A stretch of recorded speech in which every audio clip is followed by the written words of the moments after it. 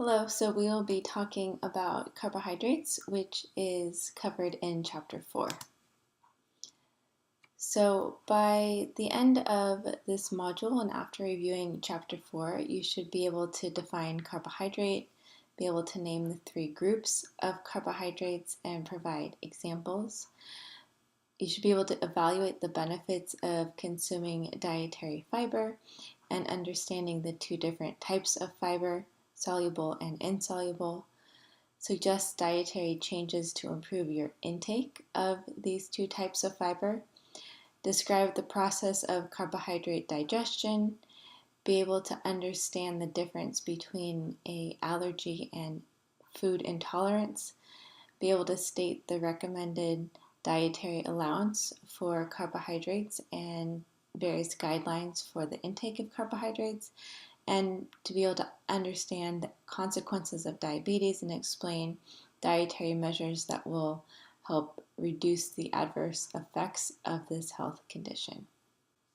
So, carbohydrates is the macronutrient that provides the most readily available source of energy. It is rapidly digested and absorbed and easily utilized and also metabolized for energy. It provides 4 calories per gram, and the storage form of carbohydrate is called glycogen.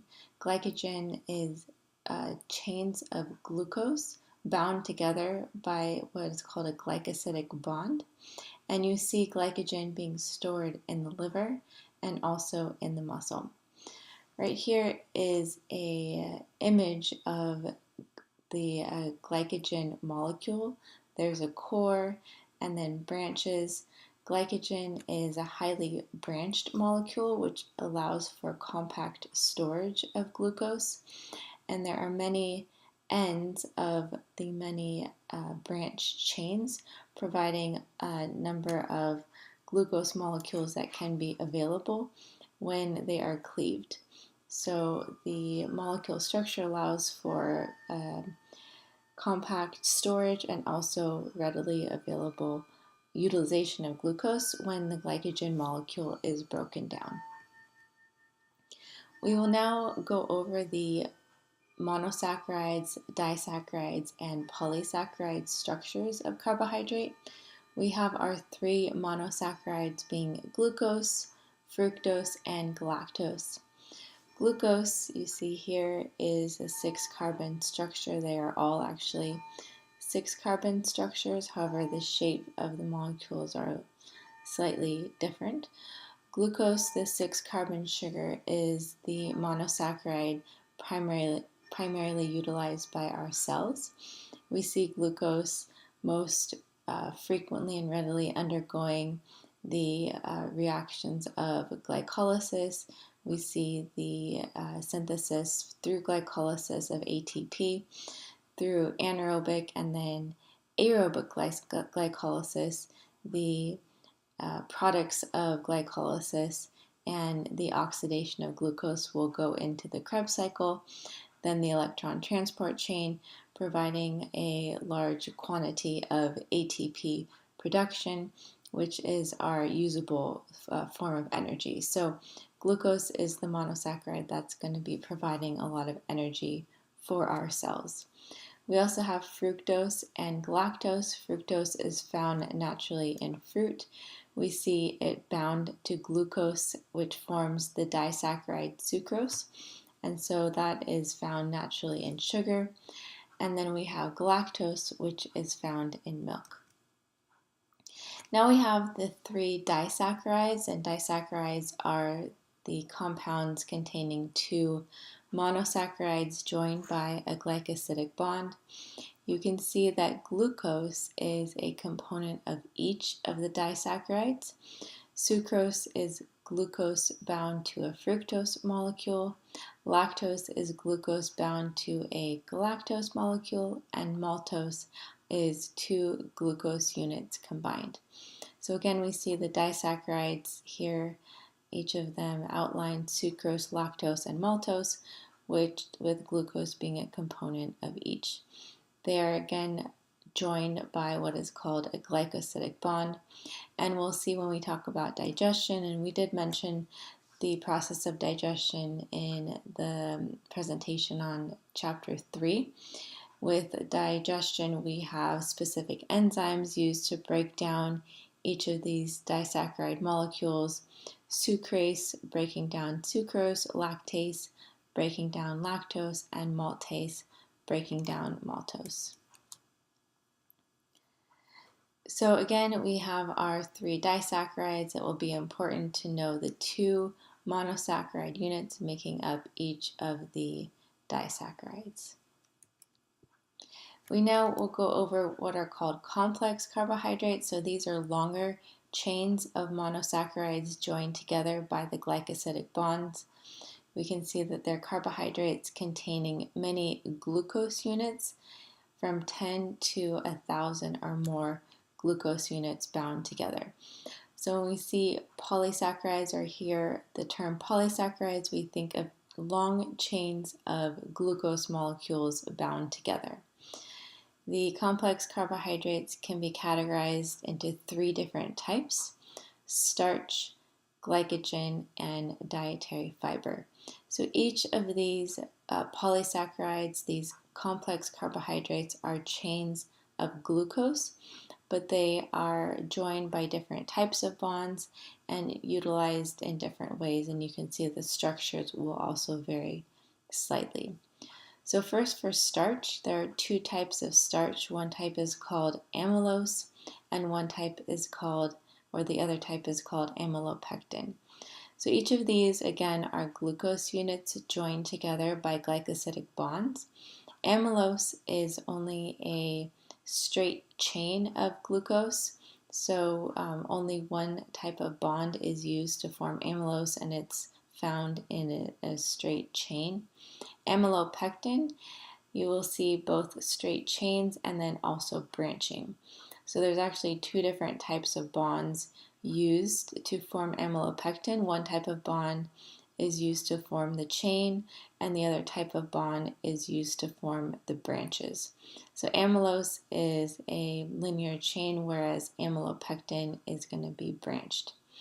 Glycogen, as we talked about, is also a branched structure. It's the storage form of glucose found in the muscle and the liver. Dietary fiber is also chains of glucose. However, the bonds used to form dietary fiber cannot be broken down by humans. So dietary fiber, therefore, is not digested, it's not absorbed. There are other functions of dietary fiber, which we will talk about, but it cannot be broken down or utilized for energy. So we see this carbohydrate concept map going from the smallest carbohydrate unit to the longer chains. So we see first the monosaccharides, glucose, fructose, and galactose. These then are used to form the disaccharides, sucrose, maltose, and lactose. And then we have the complex carbohydrates, which are long chains of glucose, either being starch, which would be the straight chain amylose, or the branched amylopectin. We have different types of fibers, and we'll see that fibers can be classified as either soluble or insoluble fiber. And then we have glycogen, which is the storage form of glucose found in the muscle or the liver. So just talking a little bit more about fiber, we said there are 2 types, either soluble or insoluble fiber. We can see here the pectins would be a soluble fiber, whereas cellulose would be an insoluble fiber. So it's interesting, within just one food, you can see like an apple here, one fruit or vegetable, one type of food can contain both types of fiber, both insoluble and soluble fiber. Whole grains are also a good source of fiber, and when we are consuming a starch, you want to make sure to have a whole grain, which contains each part of the grain, what's called the bran, the endosperm, and the germ. So the fiber is typically found in the bran component of the grain. We can see that we have hemicellulose and lignin, which are fibers found within the bran portion of the grain. When we have a refined starch or processed starch, not a whole grain, they actually will remove much of the bran and the germ and only leave the endosperm. So we get rid of, or that process gets rid of a lot of the fiber and the related nutrients. So that's why it's recommended to have the whole grain, because it will contain the fiber and also a number of vitamins and minerals in the bran layer. Diverticulosis and diverticulitis is a condition that can occur with low intakes of fiber. So what happens is when we have low intakes of fiber, that can contribute to constipation. And that constipation and the pressure that is caused or developed with constipation can actually contribute to the formation of small pouches within the large intestine, or these protrusions, and over time that can lead to, with chronic low intakes of dietary fiber, that can lead to a condition of having many diverticula, which is called diverticulosis. The inflammation of these small pouches is called diverticulitis. And so this can be one consequence of low intakes of dietary fiber. Dietary fiber and adequate intake of both soluble and insoluble fiber has many health benefits. So one health benefit would be the reduction of our cholesterol levels. And also there is in some studies showing an association with adequate intakes of fiber and reducing risk of overweight and obesity. So these benefits largely come from adequate intake of soluble fiber. Soluble fiber is found in oats, and beans are going to be two sources of soluble fiber. Flaxseed, chia seed also will contain some soluble fiber. However, typically we have sources coming from oats and beans. So this soluble or viscous fiber consumption will reduce the absorption of cholesterol. It can also bind bile and contribute to the excretion of bile, which can also lower cholesterol. It helps us to feel full. It increases what's called our satiety. When we eat adequate intakes of soluble fiber, we feel more full and satiated, which can reduce our overall calorie intake, and that's the feeling satiated. But a lot of foods higher in soluble fiber will be lower in calories. So we will also potentially, with that fiber and that feeling of fullness, and then paired with lower calorie intake foods, that can lower our total intake of calories potentially. There are associations between adequate intakes of dietary fiber and colon cancer. So we see here that studies show a link between increased fiber intake and a decrease in colon cancer. This has been attributed to a higher intake of fiber associated with an overall higher intake of fruits, vegetables, beans, legumes, and whole grains, which contain a number of vitamins, minerals, phytochemicals, and essential fatty acids. So these benefits have been linked to just an overall intake of these nutrient-rich foods. So there are a number of food sources that will be rich in carbohydrates. And so when we see the 5 food groups, we want to look at the amount of carbohydrate provided from each. So typically we think of sources of carbohydrate coming from starch-based foods, so whole grains, starchy vegetables or non-starchy vegetables, fruits, and dairy. So each of these food groups would be a rich source of nutrient-dense carbohydrate. Again, grains, starchy and non-starchy vegetables, fruits, and dairy foods. We see in this table a number of foods that will be providing carbohydrates. So we have the recommended dietary allowance, or the RDA, for carbohydrate being 130 grams per day. This 130 grams per day represents a minimum intake of carbohydrates, so we should have at least 130 grams per day.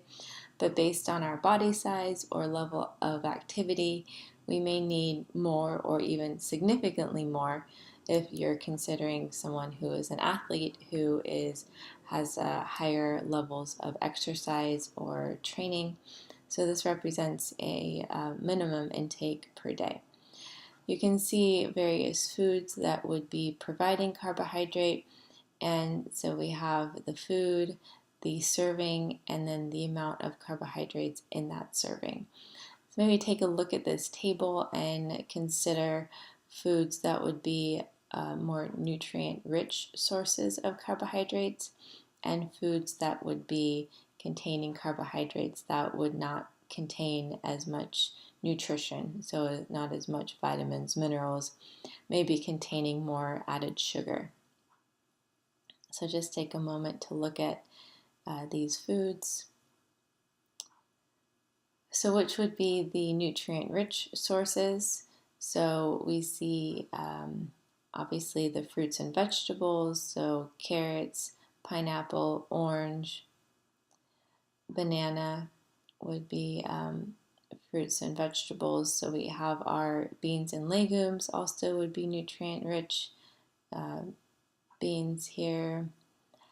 Anything that would be a whole grain would also be a nutrient-rich source. So if the rice is a brown rice, if the pasta is a whole grain pasta, I'm not sure if that looks whole grain, but if it was, that would be nutrient-rich. We have a 7-grain bread. Also, low-fat dairy would be a good source that would be nutrient-rich.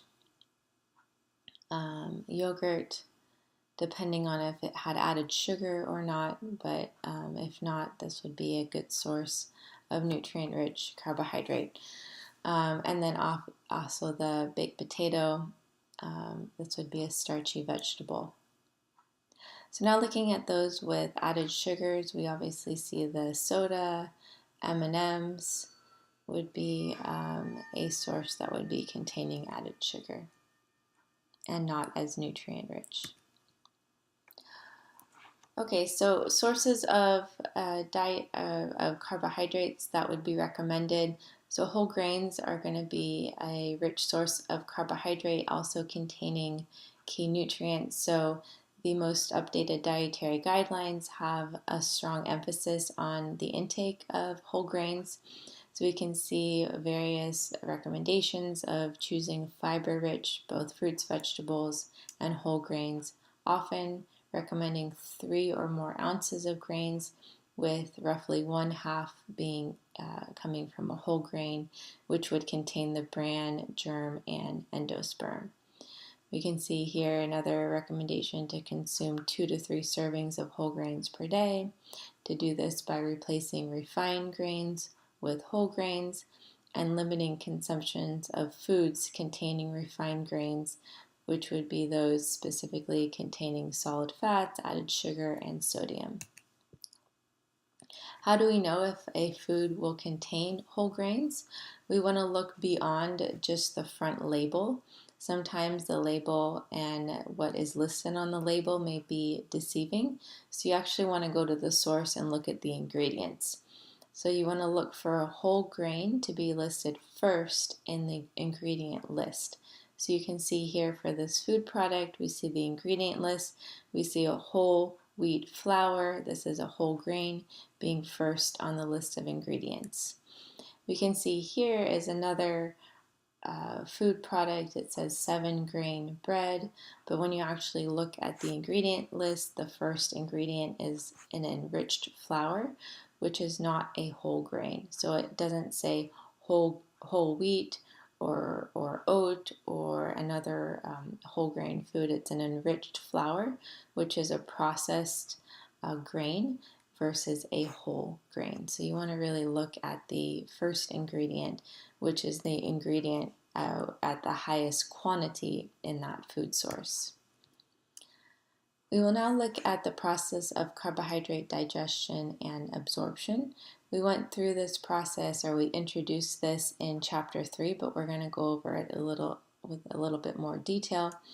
So the digestion of carbohydrate will begin in the mouth, and then it will continue in the small intestine. The key enzyme involved in the digestion of carbohydrate is amylase, and this amylase is going to be breaking the glycosidic bonds, joining two glucose units. We see amylase coming from the mouth and the pancreas. The salivary amylase will start the digestion process in the mouth, and then the pancreatic amylase will continue the digestion in the small intestine. We have additional enzymes called maltase, sucrase, and lactase continuing to digest the disaccharides in the small intestine. So these are secreted from the microvilli of the brush border of our intestinal cells. After we have the process of digestion, then producing or breaking down our carbohydrate chains into the smallest monosaccharide units, those monosaccharides are absorbed through the intestinal cell and then go into the bloodstream. We'll talk about the difference between a food allergy and a food intolerance. So a food allergy is when our bodies are actually allergic to the protein in a given food. So for a milk protein allergy, an individual would actually be allergic to the protein in milk. That is fairly rare. What is more common is what's called a lactose intolerance, and that is caused by a reduction in the enzyme lactase. And so we have a reduced ability to digest lactase and break the bonds between glucose and galactose, forming the disaccharide lactase. And so when we have a decreased availability of lactase and a decreased ability to break down lactose, that will cause gas, bloating, and cramping, and just overall gastrointestinal discomfort. Here we have the diagram of the the digestion and absorption of carbohydrates. So we have it first occurring in the mouth with the secretion of salivary amylase.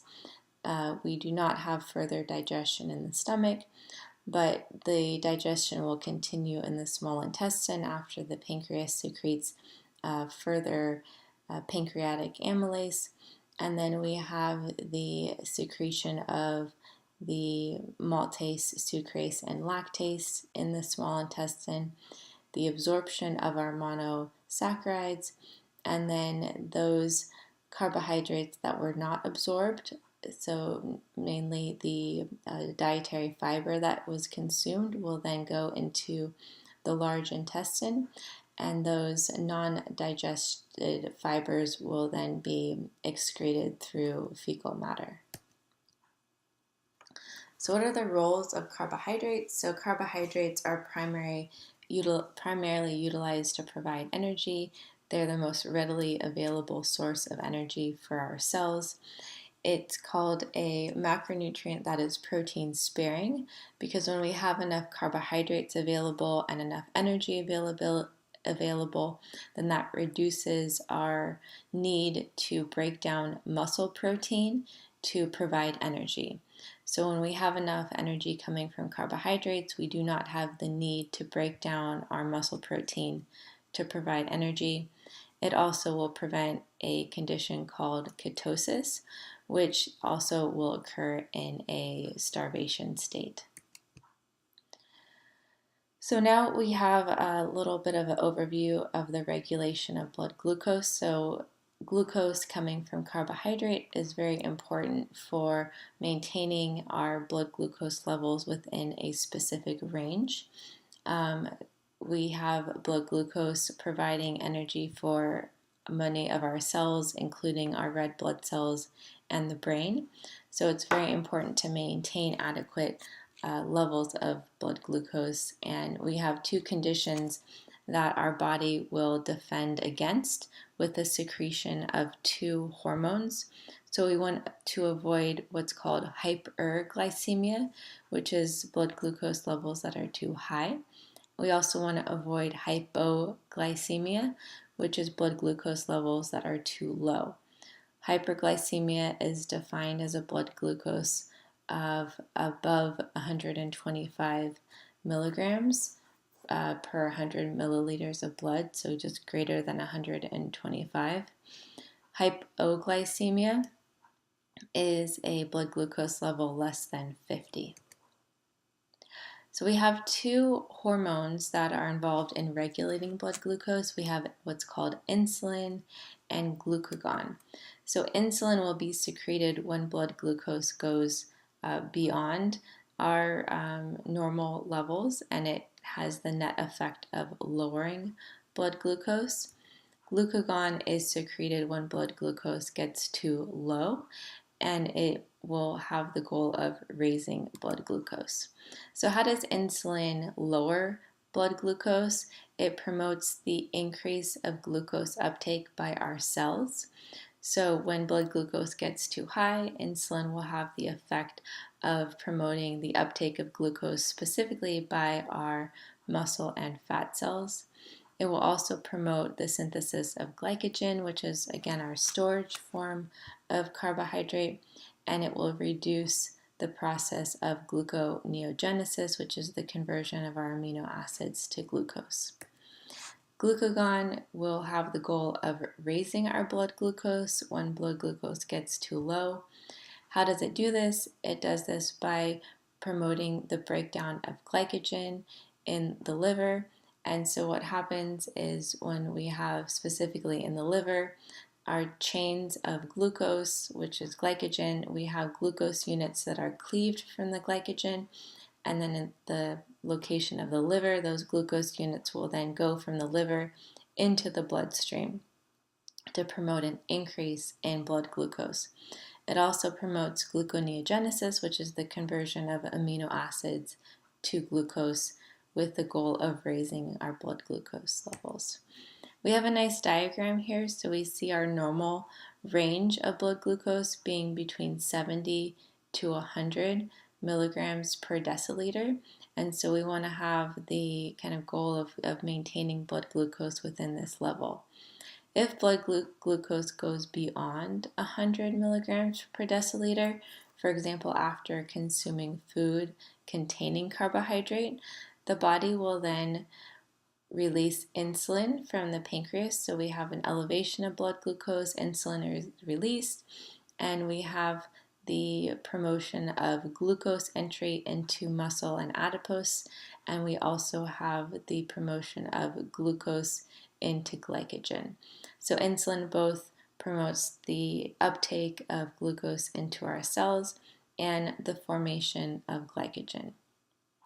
And then that will lead to normalization. We also will have situations where blood glucose may dip below 70 or the normal range, and with low blood glucose, our body will then release glucagon. Glucagon will promote the breakdown of glycogen to release glucose, and that glucose will then enter the blood. This is occurring in the liver. We also have the increased gluconeogenesis also occurring in the liver. With the formation of glucose, that glucose will enter the bloodstream. So it promotes glycogenolysis, or the breakdown of glycogen, and gluconeogenesis, and this availability of glucose will then enter the bloodstream to promote normal blood glucose levels. We also have the effect of the hormone epinephrine, which is also known as adrenaline.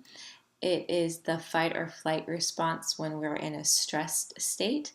This also will promote the breakdown of glycogen and the increase in blood glucose.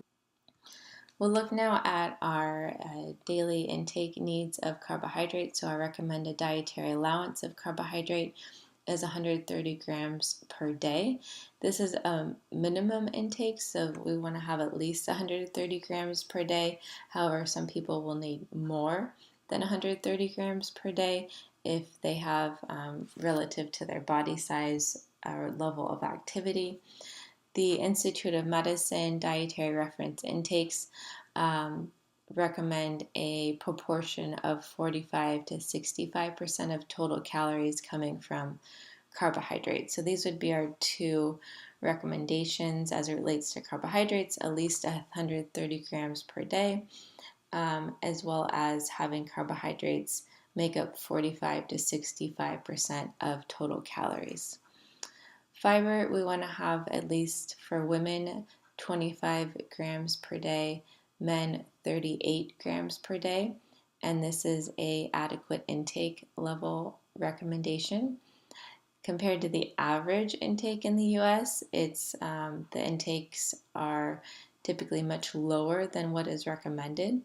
On average, women consume about 14 grams per day and men 17 grams per day. So this is much lower than the recommended 25 and 38 grams per day for women and men.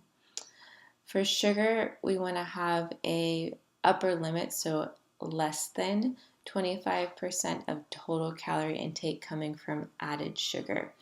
This was set by the Food and Nutrition Board from our dietary reference intakes.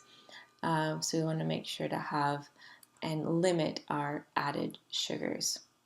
Okay, so this will conclude the information from Chapter 4 on carbohydrates. So please continue to review the readings and the slides in your preparation for the Module 3 quiz on Chapter 4.